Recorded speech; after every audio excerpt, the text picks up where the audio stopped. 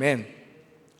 네, 오늘은 웨스트민스터 신앙고백서 12번째 시간으로 칭의에 대해서 배우겠습니다. 칭의. 자, 우리가 지난주부터 이제 구원의 서정을 본격적으로 다루고 있습니다. 그렇죠? 구원의 서정은 신앙고백서에는 5가지 단계로 정리하고 있었습니다. 5가지 단계. 자, 다 기억하시죠? 네, 첫 번째는 구원의 서정인데, 첫 번째는 효력 있는 부르심, 두 번째는 칭의, 세 번째는 양자, 네 번째는 성화, 마지막 5번째는 영화. 이렇게 신앙고백서는 우리의 구원을 체계적이고 세부적으로 우리들의 구원이 어떻게 이루어지고 적용되는지를 말해주고 있습니다. 자, 여러분, 그 중에서요, 오늘 배우게 될 칭의는 구원의 서정에 있어서 꽃봉오리와 같다라고 할 수 있습니다. 꽃봉오리와 같다. 자, 뭐라고요? 꽃봉오리요. 자, 복음의 가장 기초적인 진리가 이 이신칭의 안에 있어요. 기독교의 심장과도 같은 진리다라고 할 수 있습니다. 그래서 종교개혁자 마틴 루터라는 사람 잘 아시죠? 마틴 루터는 이 이신칭의를 가리켜서 뭐라고 했냐면, 교회가 무너지기도 하고 세워지기도 하는 신조다, 이렇게 말했어요. 교회를 서거나 넘어지게 하는 신조가 바로 이 이신칭의다라고 말을 했던 것입니다. 자, 여러분, 실제로 이 이신칭의로 인해서 종교개혁이 17세기에 일어난 것입니다. 17세기에 우리가 종교개혁이 일어나면서 당시 로마 카톨릭으로부터 개신교가 이렇게 나오게 되었는데, 이 종교개혁은 이신칭의의 재발견이라고도 할 수 있는 거예요.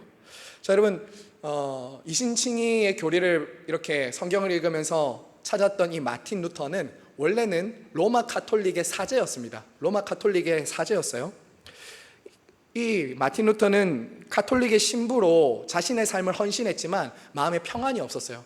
마음에 기쁨이 없었던 거예요. 신앙생활 하면서도 늘 죄의식과 죄책감에 사로잡혀서 살았던 거예요. 왜 그러냐면, 당시 이 로마 카톨릭의 구원관은 행위 구원, 자력 구원이었습니다. 자력 구원. 그러니까 약간 오늘날로 치면은 마일리지 구원이라고 할까요? 마일리지 구원. 내가 얼마나 선을 행하고, 내가 얼마나 공로를 쌓고, 내가 얼마나 성인들로부터 공덕을 받아서 쌓이느냐에 따라서 구원이 주어지기도 하고, 연옥에 가기도 하고, 구원이 취소될 수도 있는 자력 구원, 마일리지 구원 같은 것이었다는 거죠. 그래서 처음에 마틴 루터도 이 이신칭의를 발견하기 전까지는 굉장히 자신의 구원을 이루기 위해서 어떻게든 고통스럽게 자기를 학대하기도 하고 굉장히 그렇게 노력했던 사람이었어요. 금식도 했어요. 고해성사도 했고요. 심지어는 당시 카톨릭 성지를 모두 다 다니기도 하고, 라테란 성당에 무릎으로 꿇고 올라가는 그 28개의 계단을 무릎 꿇고 올라가기도 할 정도로 굉장히 열심히 자신의 구원을 어떻게든 얻어보려고 했다는 거죠. 하지만 여러분, 그렇게 많이 했는데요, 그의 마음에는 평안이 없었다는 것입니다. 자, 그러다가 여러분, 오늘 마틴 루터에게 인생의 터닝 포인트가 찾아와요. 그 터닝 포인트가 언제였냐면, 바로 저와 여러분이 읽었던 로마서 1장 17절을 읽다가 그의 인생이 터닝 포인트, 인생의 전환점을 맞이하게 됩니다. 그게 뭐냐면요, 복음에는 하나님의 의가 나타나서.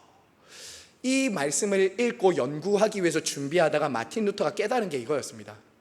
그 전까지 이 하나님의 의는 죄인들을 심판하고 벌 주는 의라고 생각했던 거예요.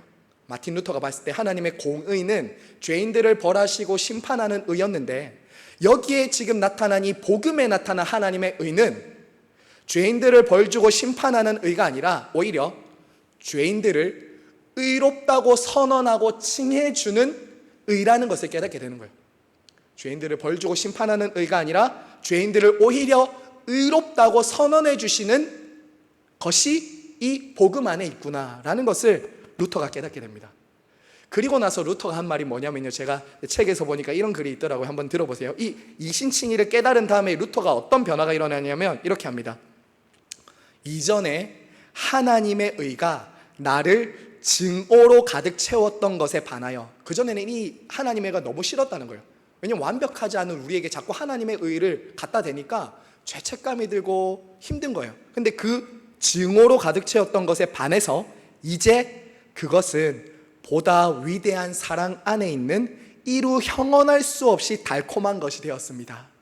바울의 이 진리를 깨닫는 순간 열린 문을 통해 낙원으로 들어가는 것 같았습니다. 이렇게 말해요. 이 이신칭의를 깨달은 다음에 그렇게 말하는 거죠. 자, 이런 거예요. 루터는 하나님의 의는 우리가 하나님을 위해서 무언가를 하고 이루는 것이 아니라 하나님께서 그리스도 안에서 모든 것을 이루시고 우리에게 주시는 의라는 것을 알게 된 거죠. 내가 이루는 의가 아니라 하나님께서 그리스도 안에서 이루시고 나에게 주시는 의다, 선언해 주시는 의라는 것이 깨달아진 것입니다. 그리고 바로 이 이신칭의 교리가 종교개혁의 불씨가 됐던 거예요. 불씨가 됐던 겁니다. 그래서 종교개혁이 일어나고 오늘날 개신교가 세워지게 된 것이죠. 그만큼 제가 지금 방금 역사적인 좀 배경을 설명드렸는데, 그만큼 이신칭의는 오늘날 우리가 있는 이 교회가 세워지는데 결정적인 역할을 한 교리다라는 것을 말씀을 드립니다. 자, 그러면 첫 번째, 칭의가 무엇인가 우리가 한번 보겠습니다. 칭의. 자, 1번부터 6번까지 제가 좀 뜻에 대해서 질문을 하면 여러분들이 뜻을 옆에 읽어주십시오. 자, 이신칭의 뜻은 무엇입니까? 의롭다고 칭하다, 의롭다고 선언하다. 자, 여러분 하나씩 한번 보겠습니다. 자, 여러분 먼저 이신칭의의 뜻은 의롭다고 칭하다, 의롭다고 선언하다입니다. 헬라어로는 디카이오라고 하는데요, 디카이오라는 뜻은 법정 용어입니다. 법정 용어.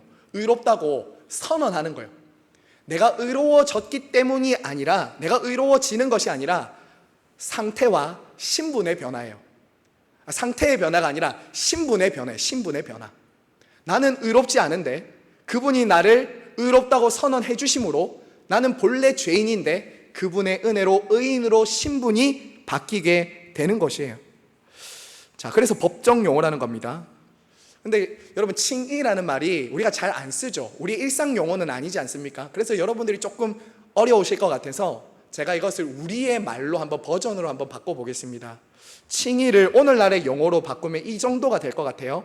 두 가지는 이겁니다. 인정받다, 충분하다. 칭의를 우리 오늘날의 용어로 하면은 인정받다, 충분하다 정도의 뜻이 될 것 같아요. 자, 여러분 한번 생각해 보시죠. 제가 일상 언어로 여러분들에게 조금 와닿도록 이 칭의를 한번 설명해 보겠습니다. 어쩌면 저와 여러분이 살아가는 이 세상은요, 누군가로부터 인정받기 위해 살아가는 삶이라고 할 수 있습니다. 그렇죠? 우리는 이 세상으로부터 항상 인정받기를 원하고 인정받기 위해서 막 노력하는 삶이라고 할 수 있습니다. 회사에서는 좋은 실적을 내야지 사람들로부터 인정받죠. 내가 그만한 사람이 돼야지 인정받을 수 있는 거예요. 그렇죠? 학생들은 좋은 성적을 받아야 좋은 학생이고 좋은 자녀라는 인정을 받을 수 있습니다. 충분한 어떤 기준에 도달해야 돼요. 공무원 시험을 봐서 점수 커트라인을 넘어서야지 나는 공무원으로 인정받을 수 있습니다. 즉, 이처럼 어떤 자격과 조건이 충분해야지만이 너는 의롭다, 너는 거기에 자격이 있다 라는 인정을 받을 수 있는 거예요. 자, 그런데 여러분, 이것이 오늘날의 우리 사람들이 생각하는 인정받고 충분하다고 여기는 칭의 같은 개념이라면, 우리가 받은 칭의, 저와 여러분이 하나님으로부터 인정받고 너 충분하다라고 하는 것은 우리의 행위나 자격이나 조건에 근거하지 않았다는 거예요. 우리가 하나님께 받은 칭의는 이 세상으로부터, 사람들로부터 인정받기 위해서 내가 자격과 조건을 갖추어서 받는 것이 아니라 예수 그리스도 안에서 우리를 무조건적으로, 우리를 충분하다고 하나님이 여겨주시고 선언해 주시는 의다라는 거예요. 그런 면에서 완전히 달라요. 왜냐하면 여러분, 모든 사람이 하나님 앞에 죄인이기 때문에 우리의 행위로는 하나님 앞에 의롭다고 선언을 받을 수 있는 사람이 있습니까? 없습니까? 없습니다. 어떻게 죄인이 하나님 앞에 너 의롭다고 판정받을 수 있겠어요? 오직 칭의를 통해서 그렇게 여겨주시고 불러주시는 것으로 인해서만 의롭다고 여김을 받을 수 있는 것이죠. 이 세상에서는 도토리 키재기를 할 수도 있어요. 내가 너보다 조금 더 착해, 내가 너보다 조금 더 선해. 하지만 하나님의 기준 앞에서는 아무 의미가 없는 것이죠. 아무 의미가 없는 것이에요. 어떻게 하나님께서 우리를 의롭다고 하십니까? 우리의 자격이나 행위나 공로가 아니라 예수 그리스도의 행위와 순종과 속량, 그분이 우리를 대신해서 대가를 지불하신 것을 근거로 너는 의롭다라고 칭해 주시는 거, 이게 칭이다라는 거예요. 마치 사형수가 있는데 대통령이 8.15 되면 광복 이렇게 특사 같은 거 해주잖아요. 광복절 특사에서 막 풀어주잖아요. 아직 형량이 남았는데, 근데 갑자기 사형수에게 2223번 김영숙 자유 석방 이렇게 해주는 거예요. 그러면 이제 자유인이 되는 거죠. 원래 더 형량도 남았고 난 죄인인데. 그런 것과 마찬가지예요. 석방을 내려서 대통령이 사면을 선언하듯이 죄인인 우리에게 예수 그리스도 안에서 너는 죄 없다, 너는 의롭다 라고 선언해 주시는 거, 와, 이건 놀라운 것 아니냐라는 거죠. 너는 무죄다, 너는 죄가 없다, 너는 내 의로운 자녀다 라고 해주는 거죠. 자, 그래서 여러분, 이 칭의는 제가 다시 강조하지만 우리 속에 있는 어떤 상태나 경험적인 변화는 아닙니다. 저 여러분이 얼마만큼 의로워졌기 때문에 너 의롭다고 하시는 것이 아니라, 나는 의롭지 않은데 그분이 나를 의롭다고 여겨주시고 선언해 주시는 신분의 변화입니다. 신분의 변화요. 이거 잊어버리면 안 됩니다. 그래서 우리는 자주 내가 하나님 앞에 설 수 없는 어떤 그런 자격과 조건과 행위를 뭔가 찾으려고 하는데, 이 칭의는 아무 상관없이 주신 거예요. 우리에게 아무 상관없다. 나는 의롭지 않지만 예수 그리스도 안에서 의롭다고 해주신 거죠. 자, 두 번째, 자, 칭의의 대상은 누구입니까? 칭의의 대상, 시작. 효과 있게 부르신 이들. 자, 이건 간단하게 보겠습니다. 이것은 앞에 우리가 지난주에 봤던 효력 있는 부르심에 이어서 지금 우리에게 가르쳐 주는 거죠. 효과 있게 부르신 자들을 또한 의롭게 하신다. 이것은 우리가 로마서 8장 3절에서 30절에서 봤던 겁니다. 로마서 8장 30절에 보면 이렇게 돼 있죠. 미리 정하신 그들을 또한 부르시고 부르신 이들을 또한 의롭게 하신다라는 거죠. 그러니까 효력 있는 부르심으로 예수 그리스도의 복음을 듣고 믿게 된 사람은 반드시 어떤 효력이 나타나냐면 의롭다함을 얻게 되는 효력을 낳게 된다는 거예요. 로마서 8장 30절에 우리 나중에 한번 찾아서 보시기 바랍니다. 자, 그러면 3번입니다. 3번, 칭의의 방법은 무엇입니까? 네, 맞습니다. 여러분, 의를 주입시키는 것이 아니라 의를 전가시켜주는 방식이라고 말하고 있습니다. 로마 가톨릭은 어떻게 이해했냐면 이렇게 이해했어요. 하나님의 의가 우리에게 주입된다고 생각했어요. 그래서 우리가 실제로 의롭게 된다라고 생각했어요. 실제로 의로워져서 의롭다고 선언을 받는다라고 생각을 했던 거예요. 그러니까 즉 내 안에 의롭다고 인정받을 만한 것이 있으니까 의롭다고 여김을 받은 거예요. 그렇기 때문에 여러분, 칭의의 이 로마 가톨릭의 입장에서 보면 칭의의 근거는 누구에게 있어요? 나에게 있는 거죠. 그렇죠? 칭의의 근거는 나에게 있는 거예요. 그러면 내가 어떤 상태에 있느냐에 따라 의로워질 수도 있고 죄인이 될 수도 있는 거죠. 내가 어떤 상태에 있느냐에 따라서. 하지만 여러분, 칭의는 하나님 앞에서 내가 의로워지는 것이 아니라 하나님의 편에서 일방적으로 의롭다고 선언해 주시는 거예요. 선언해 주시는 거예요. 자, 그러면 한번 생각해 보시죠. 아니, 이거 불의한 거 아닌가?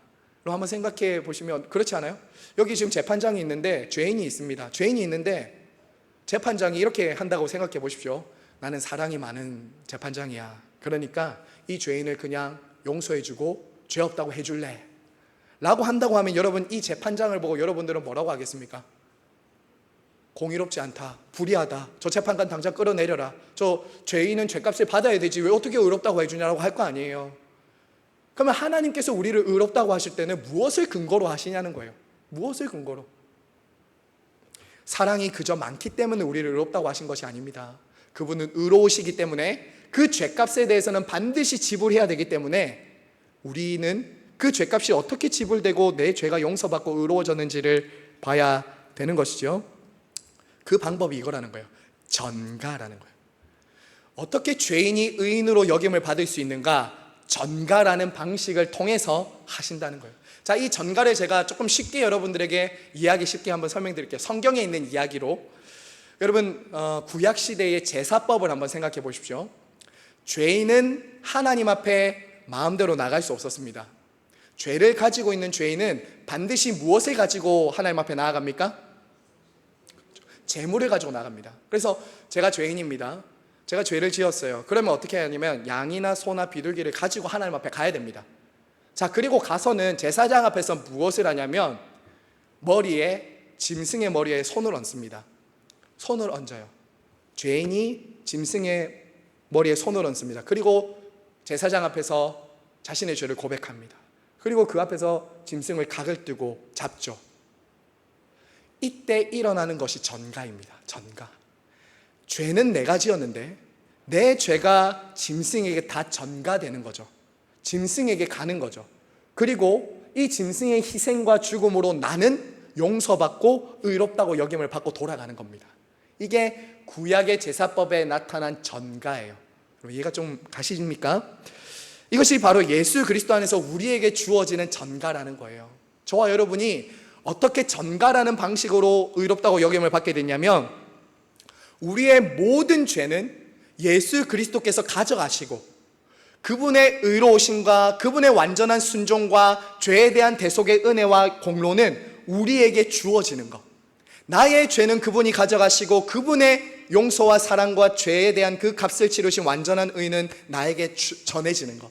이 놀라운 교환이 일어난 거죠. 교환이 일어난 거예요. 이게 바로 이신칭이다. 의롭다함을 받은 칭이다라는 것입니다.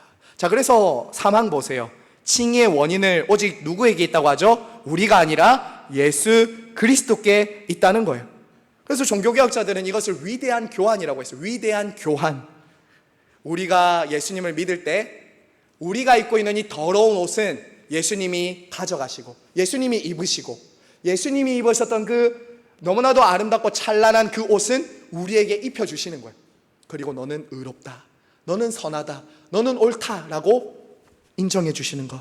여러분, 신분의 변화가 얼마나 놀라워요. 여러분, 이 신분의 변화가 놀라운 건 아닐까요? 놀라운 거예요. 죄인에서 의인으로, 원수에서 하나님의 자녀로, 창기에서 하나님의 딸로. 너무나도 놀라운 신분의 변화가 일어난 거예요. 우리 옛날에 그 동화 중에서 뭐 백설공주나 신데렐라 보면은 왕자의 그 공주가 되는 그런 거 있잖아요. 거지고 볼품 없는 사람인데 갑자기 막 공주가 되는 거, 드라마에서만 나오는 거 막 이런 얘기 있지 않습니까? 근데 저와 여러분의 신분의 변화가 그런 거예요. 우리가 하나님의 자녀가 되고 그리스도의 신부가 되고 의인이 되었다. 와, 놀라운 신분의 변화예요. 정말 놀라운 신분의 변화예요. 이 감격이 있어야 되는 거죠. 자, 여러분, 그러므로 이제 누구도 저와 여러분을 죄인이다, 너는 악하다 라고 정죄할 수 없다는 거예요. 누구도 그리스도 예수를 믿고 의롭다고 여김받은 사람들을 마귀도 정죄할 수 없어요. 그러므로 우리는 하나님을 더 이상 피하여 숨지 않아도 됩니다. 비록 연약하여 실패하고 넘어질 때가 있습니다. 하나님이 우리에게 입혀주신 옷에 걸맞지 않게 살아갈 때도 있어요. 하지만 그 입혀주신 옷은 다시 하나님이 벗기지 않습니다. 너 왜 그렇게 사노 하면서 옷 안 벗기신다고요. 그 이름표 안 떼신다고요. 끝까지 너는 내 자녀다라고 하시는 게 칭의예요. 이 신분은 절대 박탈되지 않는 거예요. 그래서 우리는 어떻게 합니까? 예수님을 믿는다면 예수님만큼 의로워진 우리 자신을 보고 놀래고, 와, 내가 이렇게 대단한 사람이었어 놀래고, 날마다 예수 그리스도를 의지하여 하나님 앞에 담대히 나아갈 수 있는 것입니다. 자, 그러면 다섯 번째, 전가의 수단은 무엇입니까? 뭐라고 돼 있죠? 오직 믿음입니다. 오직 믿음. 여러분, 이 세상에 있는 모든 귀하고 가치 있고 소중한 것들은 모두가 다 누구에게 주어집니까? 우리 지금 파리 올림픽 하고 있잖아요. 파리 올림픽 하고 있는데 금메달 아무나 안 주죠. 금메달 따려면은 열심히 노력하고 거기에 대한 대가로 좋은 성적을 내는 사람에게 주는 것이 금메달이잖아요.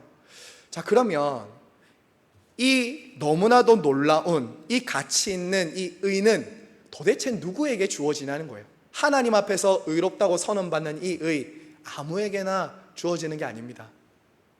자, 어떤 사람에게 주어진다고 말하냐면 오직 믿는 자에게 주어진다고요.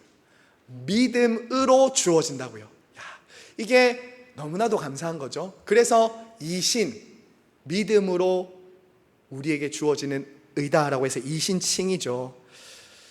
이것은 이 믿음 하나만 보시겠다는 것은 이런 뜻입니다. 너의 신분, 너의 출신, 너의 행위, 너의 공로 아무것도 안 보고 믿음 하나만 보겠다는 거예요. 딱 믿음 하나만. 네가 가난하든 부유하든 흙수저든 금수저든 높은 사람이지 낮은 사람이지 장애가 있든지 장애가 없든지 아무 상관없이 믿음 하나만 본다는 거예요. 이 세상과 완전히 다른 공식이에요. 자, 그럼 여러분에게 질문 하나 하겠습니다. 믿음이 무엇입니까? 믿음. 우리가 믿음으로 구원받고 믿음으로 의롭다함을 받아야 되는데 이 믿음은 어떤 것입니까? 믿음은 내가 믿습니다 하면 믿음이 되는 걸까요? 물론 믿음은 지식적인 동의가 있어야 됩니다. 그리고 막 뜨거운 눈물을 흘리는 것도 믿음의 감정적인 요소가 될 수 있어요. 하지만 믿음은 그런 지적이고 감정적인 요소만 담긴 것이 아닙니다. 심지어는 믿음은 저 여러분이 예수님 믿습니다라는 고백적인 것만으로도 믿음이 다라고 할 수 없어요. 믿음의 세 가지 요소가 있습니다. 믿음의 세 가지 요소가 있는데 어떤 것이냐면요, 지식, 동의, 신뢰입니다. 지식, 동의, 신뢰. 이 세 가지가 성령님께서 우리 안에 일으켜 주시는 거예요. 성령님은 지식, 동의, 신뢰라는 것을 우리가 복음을 들을 때 일으켜 주시는데, 자 여러분 한번 들어보실까요? 우리가 믿음이 생기려면 어떤 것에 대한 분명한 지식이 있어야 됩니다. 그렇죠? 지식이 없으면 무엇을 믿는지에 대한 내용도 없이 우리가 아무거나 믿을 수 없으니까 지식이 있습니다. 어떤 지식이냐면 예수님이 나를 위해서 어떤 일을 하셨는가에 대한 지식이 있습니다. 그렇죠? 두 번째, 그러면 무엇이 있어야 되냐? 그럼 이 지식이 진짜인지 아닌지 내가 동의할지 거절할지를 결정해야 되잖아요. 믿음에는 어떤 요소가 있냐면 예수 그리스도께서 하신 일을 내가 동의하는 거예요. 일단은 동의하는 거예요. 아, 예수님이 나의 죄 때문에 그렇게 하셨구나 라고 동의하는 거예요. 자, 그런데 동의를 넘어서야 됩니다. 그건 뭐냐면 신뢰와 의지로 나아가야 되는 거예요. 이것을 동의만 하고 내가 정말 나 자신을 하나님께 맡기지 않고 신뢰하지 않으면 그건 진짜 믿음이 아닙니다. 진짜 믿음이 아니에요. 내 안에 나를 구원할 능력도 없고 나는 죄인이라는 것을 인정하고 그리스도께서 나를 위해 하신 그 일에 나를 맡기는 거예요. 나는 나 스스로를 의롭게 할 수 없습니다. 나는 죄인입니다 라고 하고 나를 그분에게 맡기는 것, 예수 그리스도를 의지하는 것, 예수님 아니면 나는 죽습니다 라고 그분에게 나를 던지는 것, 이게 믿음이에요. 그런 사람은 구원받습니다. 그런 사람은 구원받아요. 이 믿음은, 이 세 가지는요 성령님이 우리 안에 일으켜 주시는 겁니다. 다시 말씀드리지만, 자 에베소서 2장 8절에서 9절에 보면 이 믿음조차도 우리에게서 난 것이 아니라 하나님의 선물이라고 말해요. 이게 그래서 종교랑 다른 겁니다. 종교는 내가 선택하지만 내가 믿고 싶어도 안 믿어지는 사람들이 있잖아요. 왜 그럴까요? 에베소서 2장 8절에서 9절에 이렇게 말합니다. 너희는 그 은혜에 의하여 믿음으로 말미암아 구원을 받았으니 이것은 너희에게서 난 것이 아니요 하나님의 선물이라. 하나님의 선물이라. 믿음도 하나님의 선물이라는 거예요. 자, 그래서 성도는 어떻게 살아야 됩니까? 칭의뿐만 아니라 이 믿음도 선물로 주신 하나님만을 높이고 즐거워하고 찬양하고 영광 돌릴 수밖에 없는 것이죠. 자, 여러분 오늘 말씀 한번 1장 17절 보세요. 오늘 로마서 1장 17절에 보시면 믿음으로 믿음에 이르게 하나니라고 되어 있죠. 믿음으로 믿음에 이르게 하나니, 이 말은 이런 뜻이에요. 우리의 구원에 있어서 시작도 믿음이고 마지막도 믿음이라는 거예요.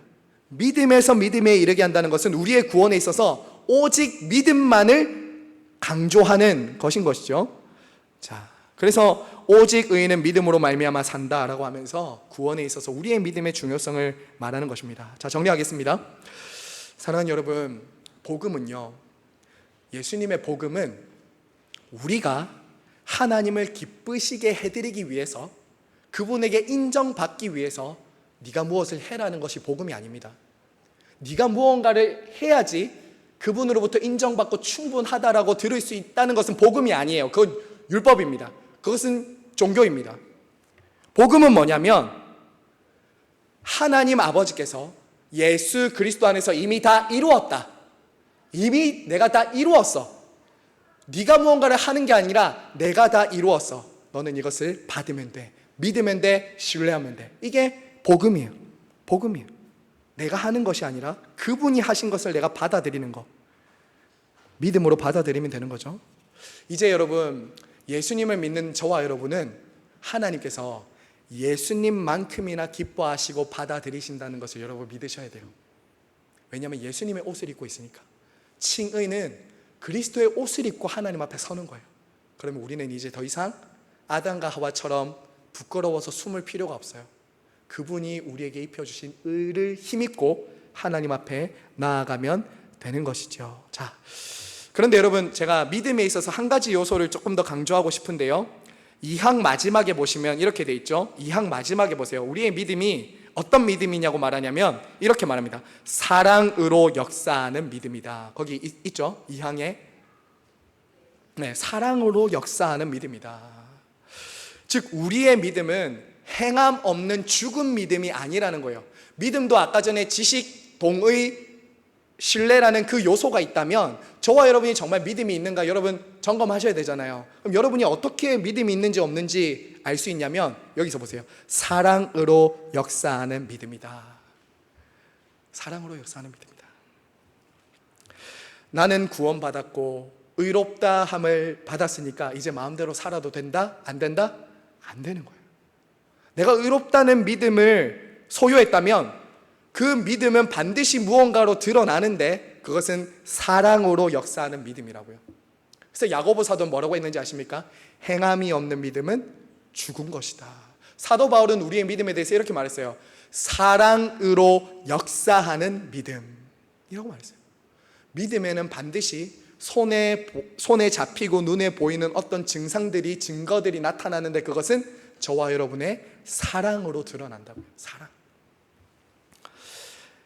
예수님을 믿는 칭의의 은혜를 입은 사람들의 삶에 나타나는 것은 여러분 기억하세요. 이웃을 향한 사랑입니다. 이웃을 향한 사랑이에요. 믿음은 눈에 드러나고 손으로 만져지는 믿음이라고요. 여러분 왜 이것을 신앙고백서와 성경이 강조하는지 아십니까? 왜 끊임없이 이 믿음으로 구원받는데 이 믿음에는 반드시 열매가 나타난다는 걸 강조하냐면 그때나 지금이나 교회를 다니고 칭의 받았다고 하면서도 너무나도 마음대로 사는 사람이 많은 거예요. 예수님을 믿고 거듭났다, 나는 의롭다함을 받았다라고 하면서도 너무나도 많은 사람들이 마음대로 사는 거예요. 그래서 사실 이 칭의는 로마 카톨릭에서나 이단에서는 굉장히 공격하는 교리입니다. 우리의 구원에 굉장히 든든한 보장인데 너희들 칭의 받았다고 하면서도 마음대로 살고 죄 짓고 살고 의롭다고 여김을 받지 않은 것 같이 보이는데? 라고 공격하는 거예요. 근데 신앙고백서는 지금 그걸 막고 있다고요. 너희들이 진짜 칭의 받았냐?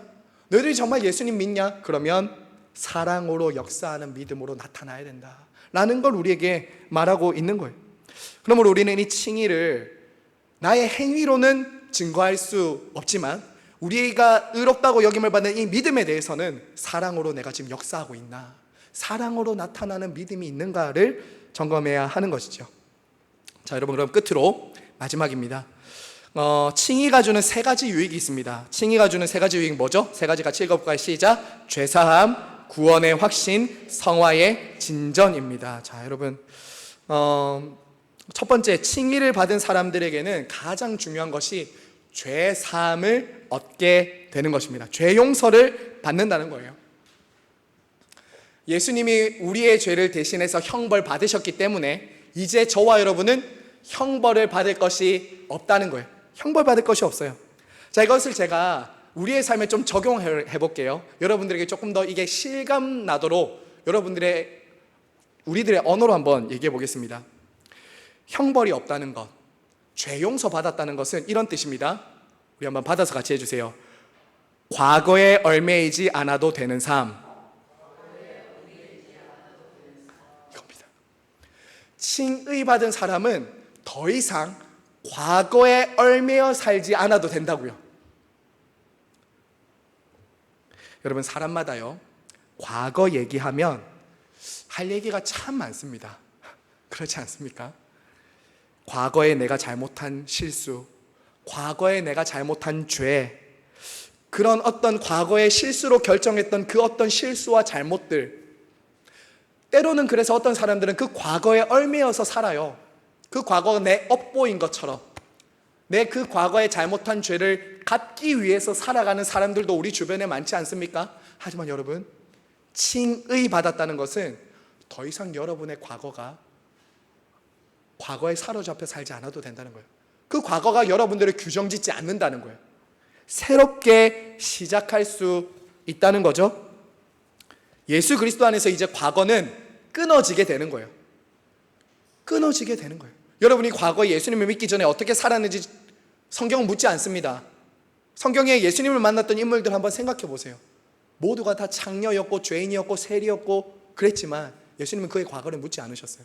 그리고 너는 의롭다, 구원이 오늘 이 집에도 이르렀다 라고 하시는 거죠. 그러므로 여러분, 예수님이 너는 내 자녀다라고 인정해 주셨기 때문에 이제 이 세상의 평가, 이 세상의 기준, 나의 과거로부터 자유할 수 있는 거예요. 자유할 수 있는 거예요. 여러분, 감격스럽지 않으십니까? 저만 되게 감격스러운 것 같은데, 내 과거와 내 모든 것에 대해서 내가 평가받고 판단받는 것이 아니라고요. 이제 세상의 인정과 평가와 기준이 아니라 이제 점점 나의 과거와 사람들로부터 받는 인정으로부터 점점 자유해지기 시작한다고. 이게 얼마나 놀라운 건지 몰라요. 그래서 과거를 돌아보면서 이제 진짜 감사할 수 있는 거죠. 야, 내가 이렇게 잘못했는데도 내가 하나님 자녀가 됐구나. 내가 이렇게 하나님 앞에 잘못된 결정과 선택과 죄를 지었는데도 하나님이 나를 의롭다 해주셨구나. 진짜 과거를 감사하면서 볼 수 있게 되는 거죠. 그때부터 죄책감이나 죄의식이 아닙니다. 그럴 때 하나님의 새로운 역사를 시작할 수 있는 것입니다. 자, 두 번째, 조금 빨리 갈게요. 자, 칭의의 교리를 믿는 사람들은 이제 구원의 확신을 가지고 살아가게 됩니다. 아까 말씀드렸다시피 여러분, 예수님은 우리에게 입혀주신 이 칭의, 우리에게 선언하신 이 칭의를 여러분이 죄 짓는다고 해서 다시 뺏어가지 않으십니다. 한번 의롭다함을 받은 사람은 영화롭게 될 때까지 하나님이 이 신분과 이 선언을 끝까지 가지고 가십니다. 끝까지 가져가신다고요. 그래서 우리는 넘어지고 실패할 때마다 어떻게 해야 돼요? 내가 의롭다함을 받은 이 놀라운 선언의 근거에서 날마다 하나님 앞에 다시 나아갈 수 있는 거예요. 다시 일어날 수 있는 거예요. 자, 마지막입니다. 그리고 이 칭의는 우리로 하여금 어떻게 살아간다고 한다고요? 성화의 진전, 거룩하게 살도록 한다고요. 거룩하게. 칭의는 다음에 배울 성화와 밀접한 연관이 있습니다. 밀접한 연관이 있어요. 여러분, 이렇게 하는 사람이라면 자신이 칭의받지 않았다고 생각하는 것이 더 안전합니다. 어떤 사람이 만약에 지금 이렇게 생각한다면 자기는 칭의받지 않았다고 생각하는 게 안전해요. 어떻게 생각하냐면, 야, 나는 구원받고 칭의받았으니까 내 칭의는 취소 안 된대. 목사님이 그러는데 취소 안 된대. 그러니까 이제 내 마음대로 살아야지. 한번 마음껏 살아봐야지. 어차피 구원받을 건데 뭐 마음대로 살면 어때? 이 옷 입고 있는데. 그렇게 살 수 있다고요? 없다고요? 없습니다.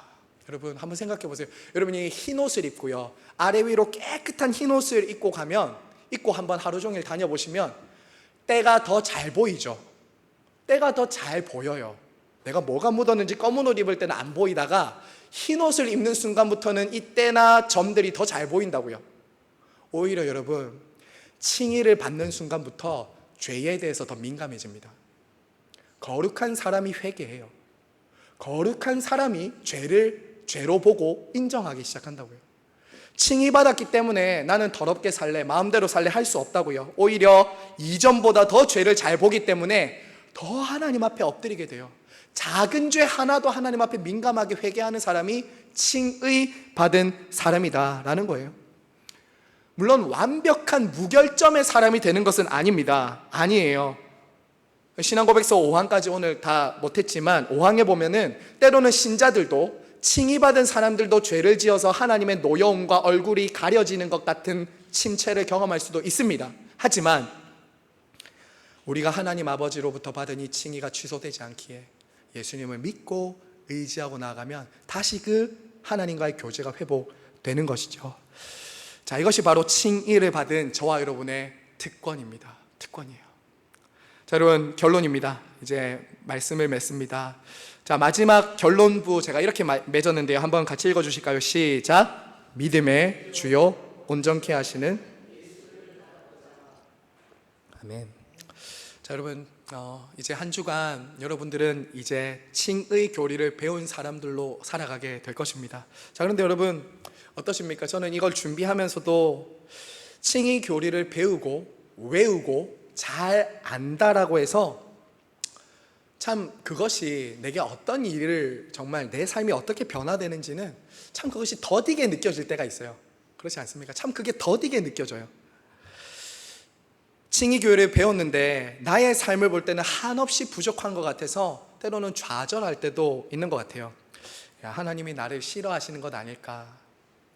나도 나를 볼 때 만족스럽지 않을 때가 참 많거든요. 다른 사람도 나를 볼 때 참 만족스럽지 않은 모습들이 많거든요. 야, 그런데 내가 정말 괜찮을까? 과연 하나님이 나를 어떻게 보실까? 신앙생활 오래 해도요, 이런 근심과 걱정을 할 때가 있어요.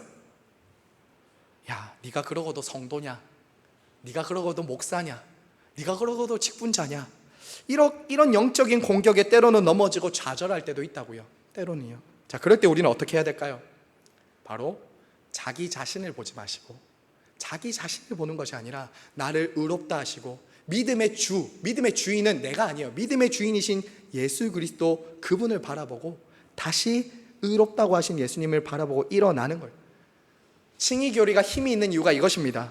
저와 여러분이 때로는 부족하고 모자라고 연약해서 나 자신의 평가나 다른 사람들의 평가 앞에서는 참 부족하고 F받아 마땅한 사람들일지라도 하나님은 너는 의롭다, 너는 내 자녀다, 너는 내 백성이다 라고 해주신 그 평가로 자신을 평가해야 돼요.